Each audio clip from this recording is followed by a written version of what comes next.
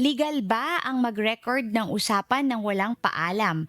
Ayan, sinabi na natin ito nung mga nakaraang Kaka-ano na natin discussions ito, natin. oo, Oo, Attorney M, kaka-discuss 'di lang ba? natin Attorney J, Oo, oo. bawal ito, pinagbabawal ito sa ating anti-wiretapping law, 'di ba, Attorney M? Yes, oo. Ipaalam niyo na lang po 'no, lalo na kapagka private conversation kasi invasion po talaga of privacy din 'no, kapagka magre-record ka ng usapan na intended lang halimbawa kami lang ni Attorney J 'no, tapos ni-record ko, 'di ba nangingialam ni Mm, Attorney J, tapos ipaparinig ko sa iba 'no.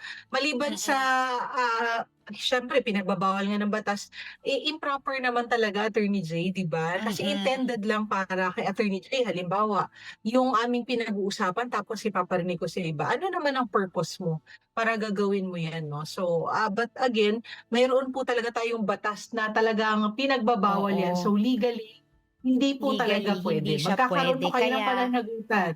oo, puwede kayong Hmm, kasuhan. Kasi usually mga ganitong acts naman kasi Attorney M, parang we just let it go, 'di ba, hinahayaan na lang natin. Pero sa totoo mm, lang, puwede kayong makasuhan, puwede kayong masampulan, mm. gano'n. Naku, Ayan. Mm. 'wag na 'wag. Mm. Mm. Mahirap masampulan. Eto naman Oo. Attorney J.